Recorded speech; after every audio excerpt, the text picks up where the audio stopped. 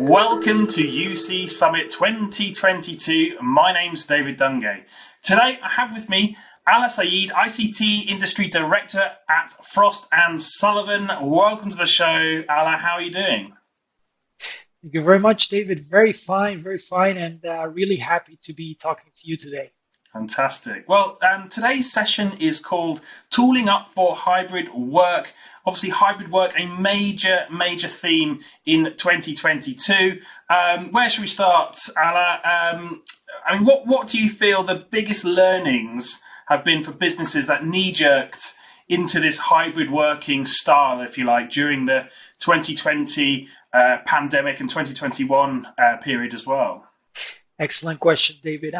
There are so many learnings that I believe businesses have been taking into account, and I believe I can cite six from all the learnings.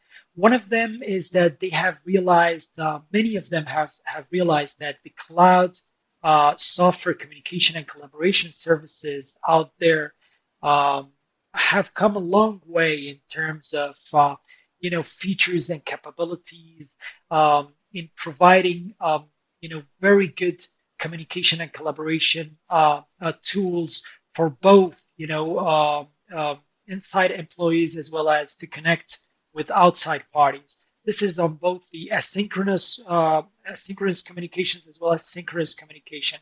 I'm talking here about cloud meetings, team collab services, telephony.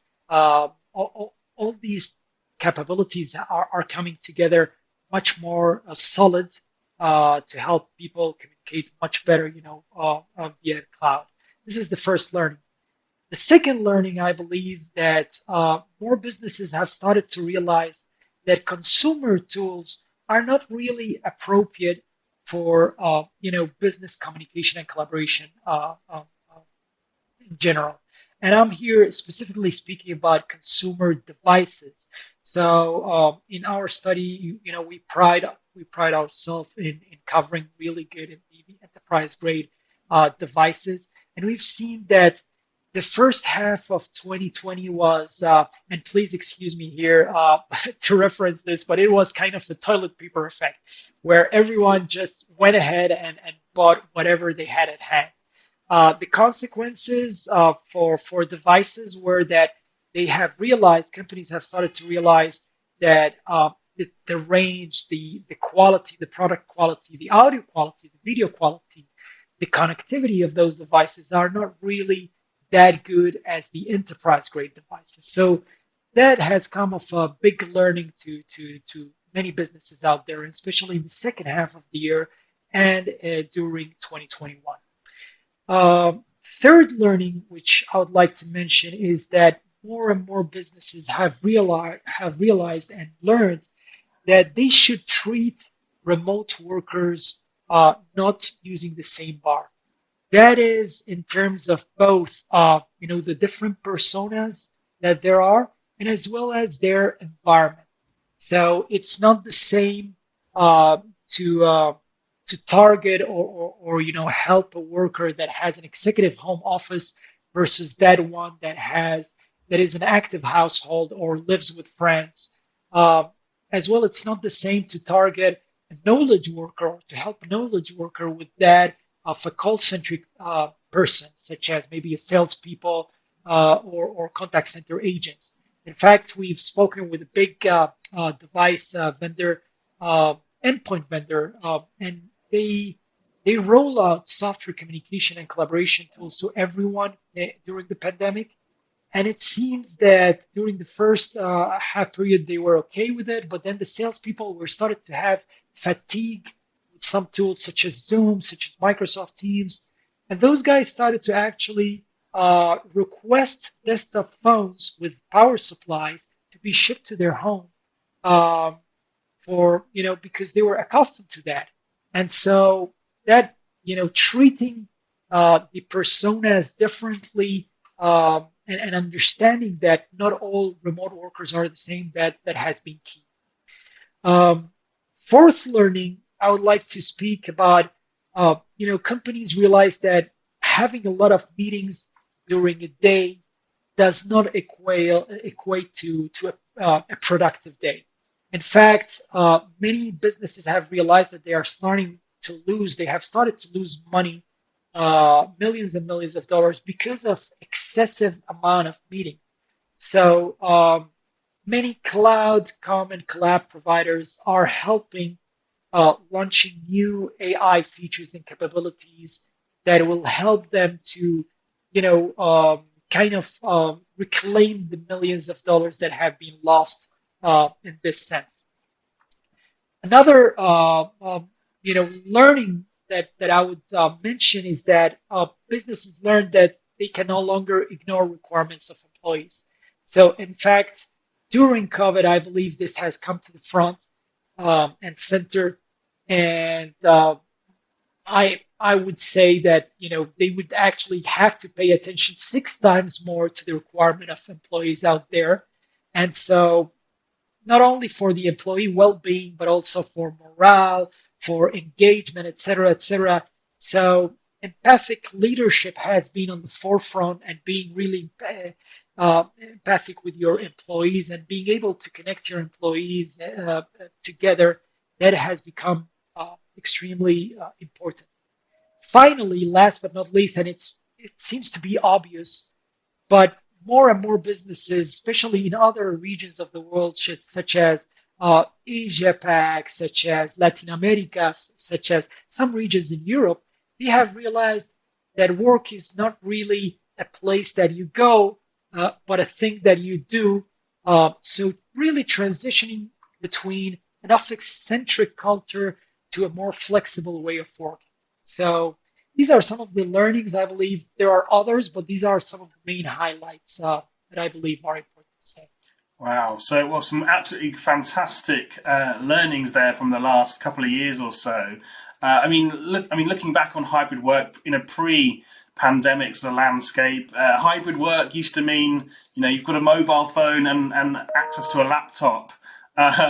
Which is interesting. I mean, it means something so much different now. I mean, what does hybrid working mean for you now? That is an excellent question, my friend. So I believe hybrid work would mean constantly working outside of the office or in it. So in that sense, some days at home, some days in the office. So hybrid, as a result, would entail that teams might not often be in the same location. So as such, today hybrid work is much more complex than having to support remote employees. I mean, it entails that in the new area of work, employees want and need to be working from everywhere, anywhere, and at the same time, at their own pace. So in that sense, work it's more fluid and it's not rigid, and so more businesses have to really accommodate to these new realities. They have to also accommodate to more and more people working from home today, continuously. So having said that, work from home can no longer be treated as a second hand corporate citizens. Those guys should be treated equally as the people that go to the office. So having immersive experiences, having we hear a lot about equity, meeting equity. Those types of concepts are becoming stronger and stronger, and they are key to enable those people that are remote to be more engaged with the rest of the community. This is both from a hardware point of view as well as from a software point of view. You mentioned equity of experience there. Let's pause on that for a moment. I mean, the creation of these equitable experiences, that is obviously people that are working in a remote environment as well as people working in the office, and how that dynamic plays out. This is a problem for some businesses. But is that a technology problem, or is that a cultural problem? Why is that important as well to get that right? That's an excellent as well question. I believe it's both a technology and cultural problem. I believe I believe today, I mean, what has been clear is that delivering a different meeting experience for in-person and remote is no longer acceptable. I mean, businesses worldwide are embracing the notion of hybrid work and are allowing their employees to work from everywhere. So addressing that mix of in-person and remote workers across geographies, across languages, has become key. So this means, let's say, if we speak about from a connectivity point of view, this means something from being browser agnostic to having mobile experiences on par of a desktop experience, being able to quickly and seamlessly switch between one device to another, um, and then as well being able to be, inclusive. So we hear a lot this word in 2020 and 2021. What does that mean? Well, achieving leveling off the field across geographies, across regions, across demographies.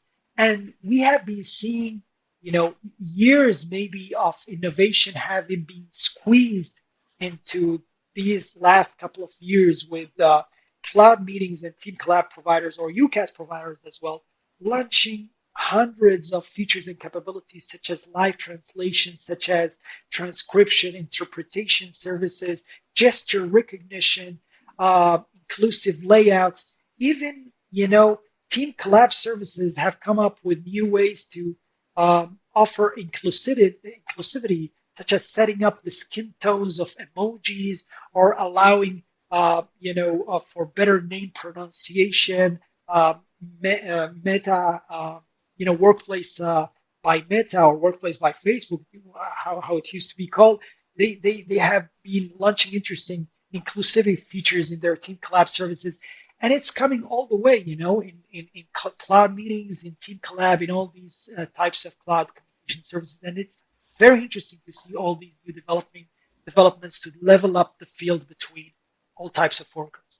Yeah, I mean, absolutely. I mean, we've talked about a few interesting areas there. Immersive experiences, equitable experiences, inclusive, meetings and working environments. How Yeah, does this all impact, what hot companies topic. are going to buy in the future? Very interesting. So, we run a stat. This is a recent stat by Frost and Sullivan.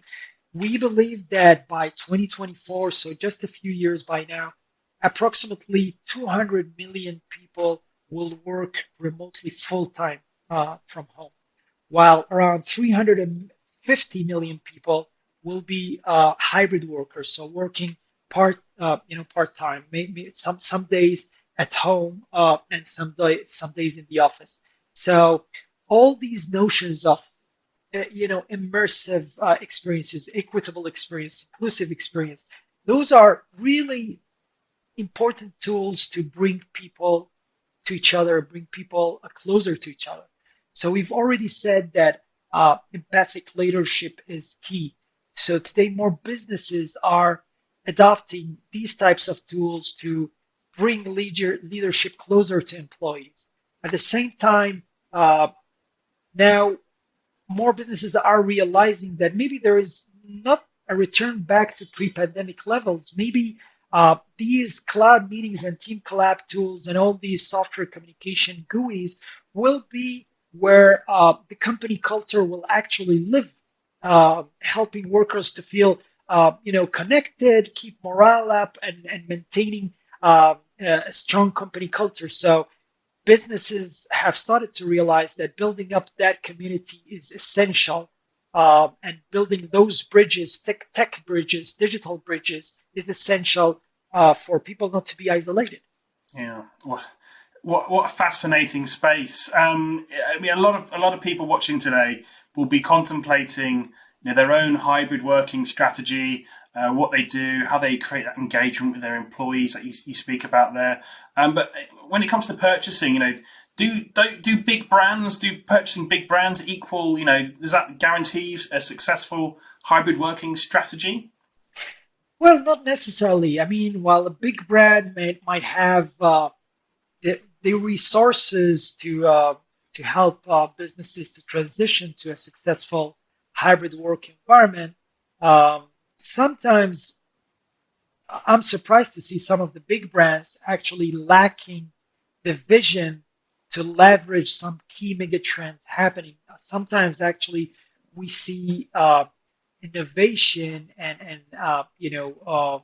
happening in mid in smaller brands uh, that are really innovating in terms of uh, helping people move. So it's really not something. It's not a guarantee as you're asking.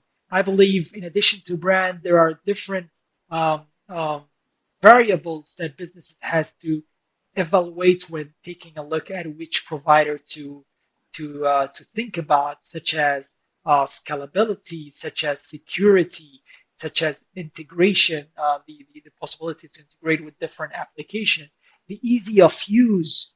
That's paramount to be the tools to be that simple. Um, Packaging implications.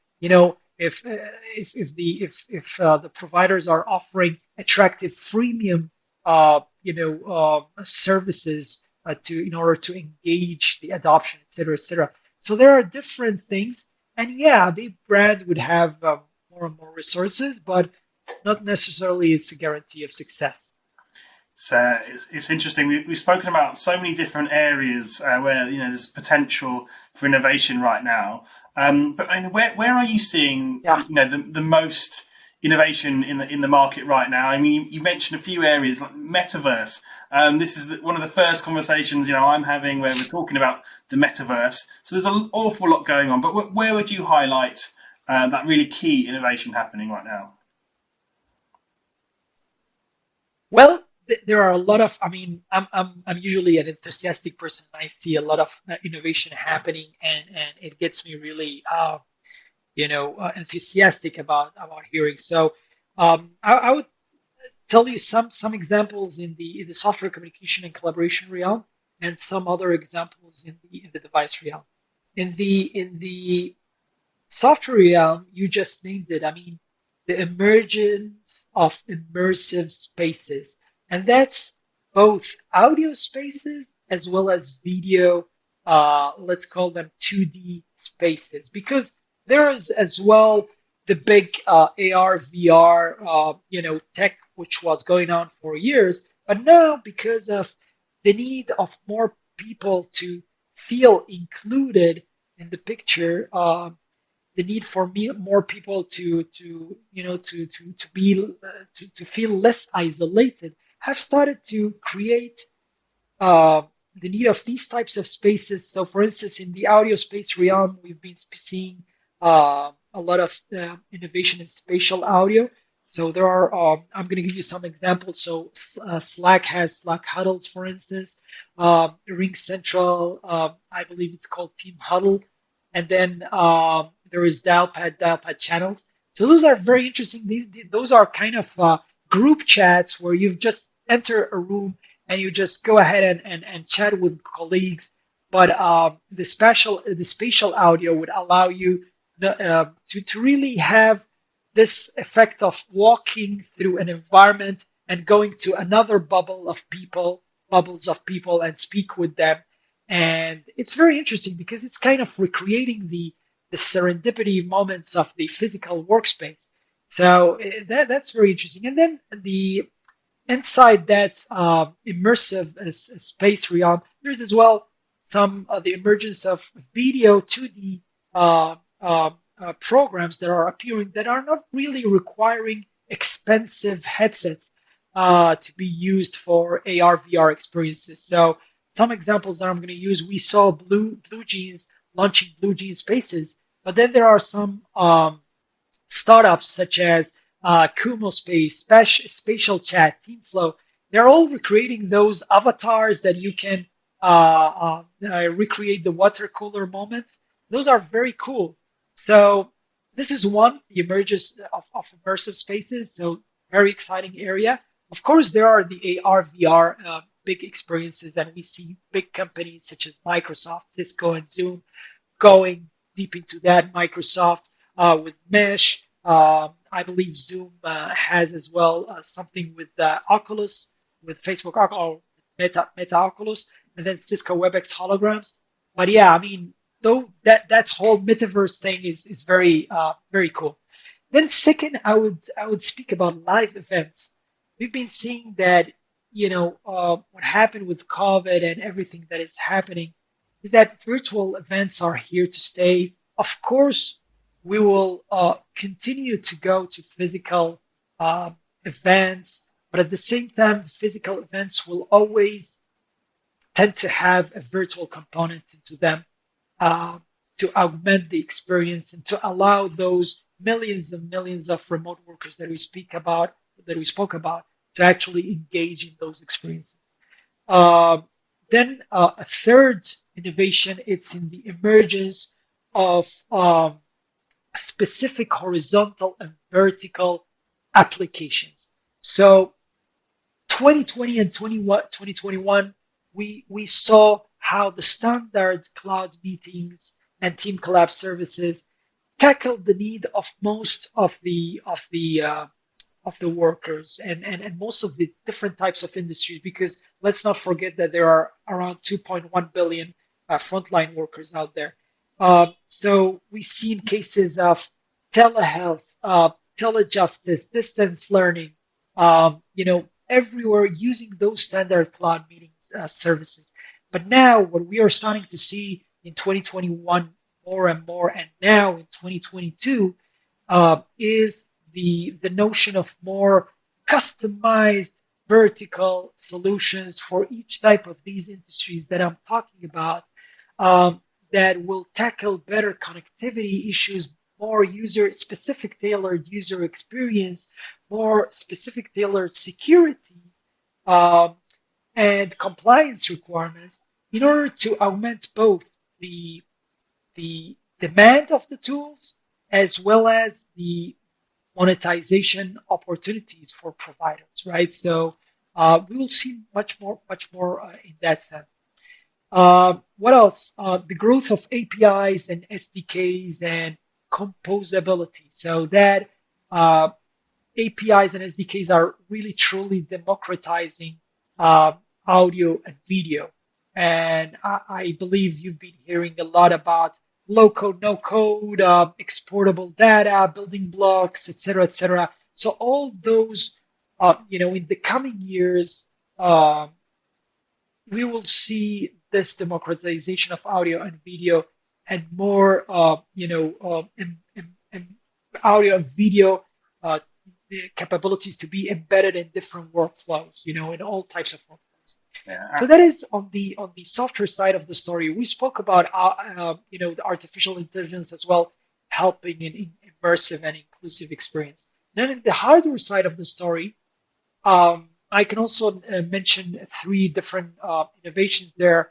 On one hand, we will see a lot of innovation in terms of, again, leveling off the field between all types of workers and all types of environments. So, including integrating hardware and software that span a variety of work modes, home office, mobile workers, conference rooms, office workstations. We will see all that coming with new features and capabilities embedded into new devices. So, for instance, this includes easy pair between devices, share, control, move calls between apps and devices, co-creation. We've seen a lot about whiteboarding capabilities, and between applications and devices. And then there is the whole realm of hot desking, being able to just go to your office and log into a device which would later be used by another worker.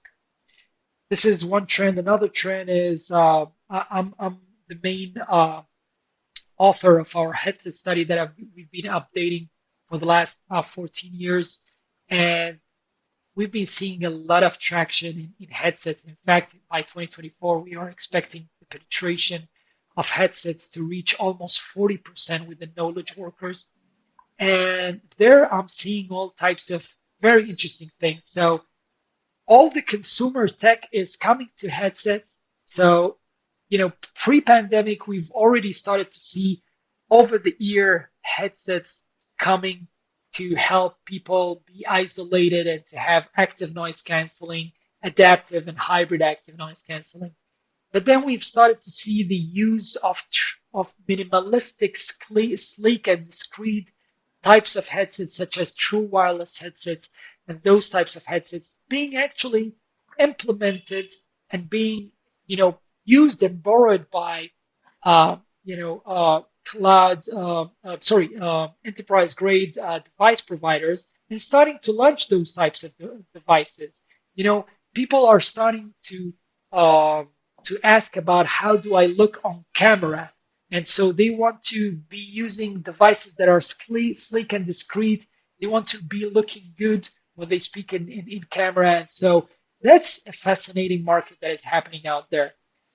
Finally, and just to summarize all the innovation things, another interesting trend that we've been seeing is those types of smart desk devices that are happening in the office, in remote work environments. Those we call them video displays, and they act as a second screen to the PC.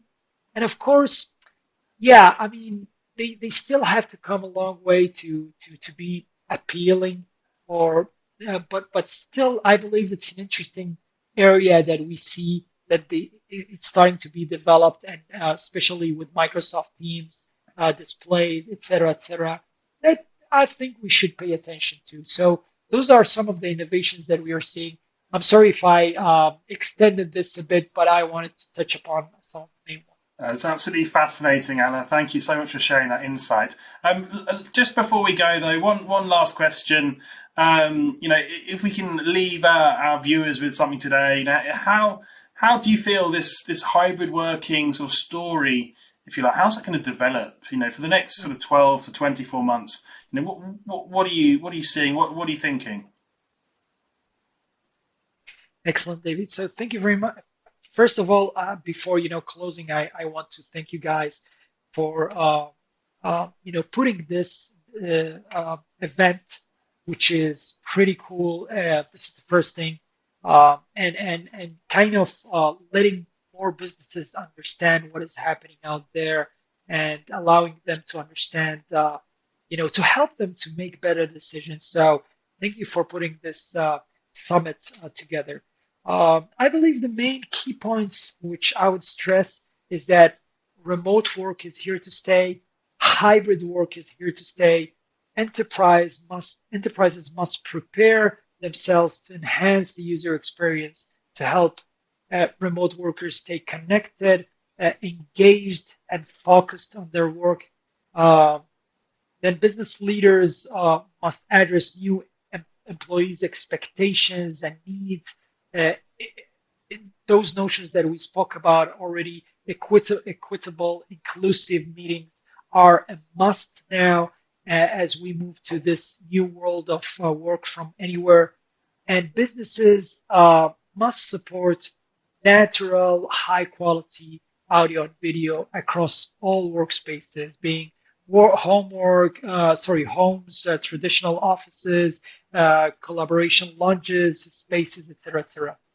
And I've gathered here some stats that I would love to share with your audience, which is 93%. I mean, we run an extensive end user survey at Frost with more than 1,000 IT decision makers across the globe.